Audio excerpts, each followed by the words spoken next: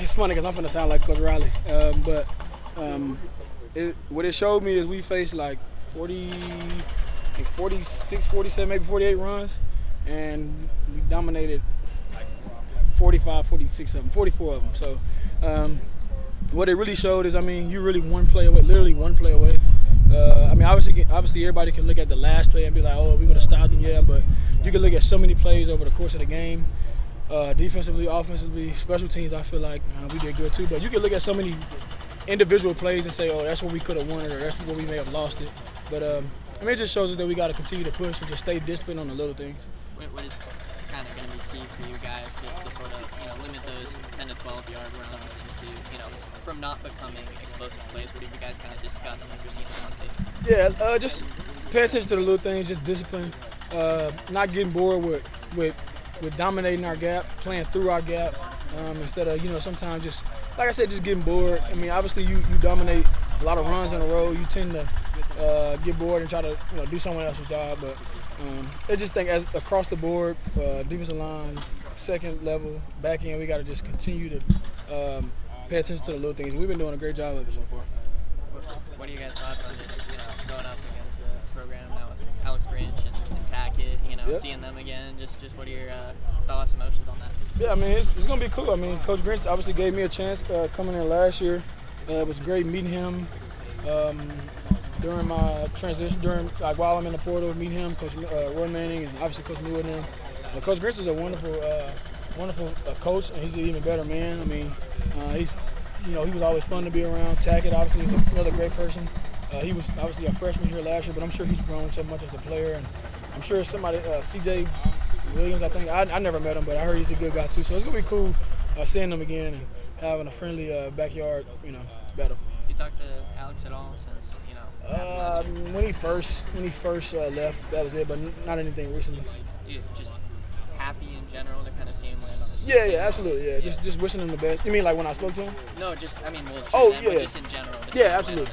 Yeah, just happy to see him land somewhere. I can't really remember what his title is. I think it's like safeties coach, but I mean, like I say, he's a wonderful coach. I'm sure whatever they have him doing is pretty good. Obviously, Nate and Gavin haven't been here a long time, but how would you describe just what they've been able to do for that defensive line in terms of kind of stabilizing that interior with their kind of consistency?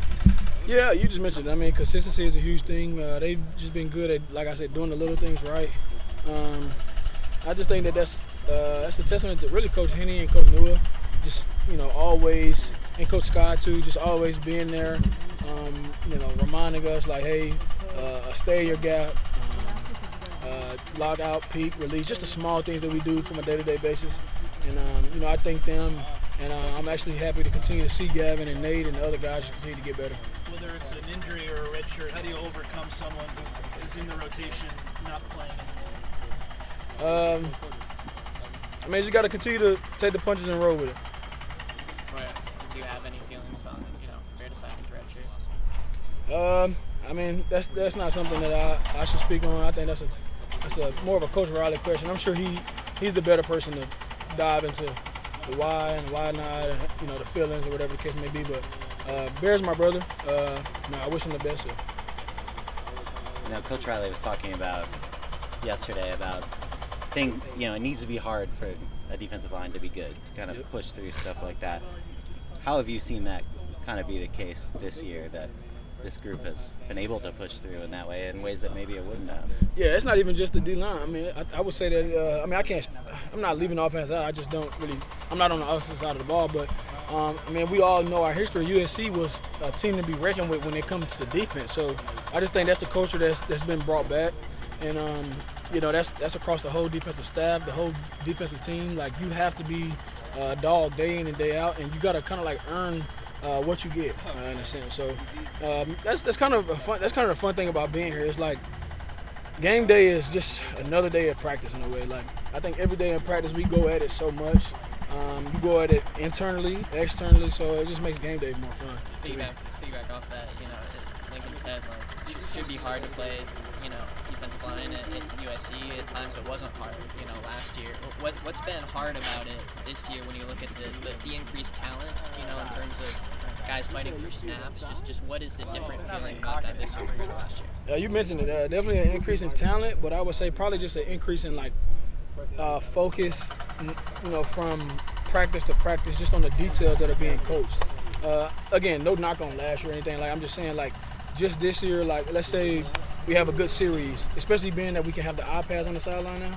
It's even more funny to see because it's like you can go have a good play, and then they're trying to find that small thing that could have made your good play a great play. So, I don't know. I just think that the ability of you to be able to respond and how well you can respond to the coaching staff and the things they're teaching, that's another way, too, to, you know, earn what you get, I guess. So.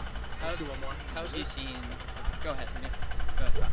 Well, was there anything drastically changed at halftime of this last game defensively? I mean, the game was what it was. I mean, like I said, we faced a bunch of runs. Most of them we did well on. We just had a few that we got to just make sure we be more disciplined on. And that was just a message the whole game, not necessarily just at halftime. And that's going to be the message going forward. You got to just continue to do the little things right and not get bored with doing the little things right and just staying disciplined. And I feel like when we do that and when we continue to do that, I feel like we're a hard defense to go against.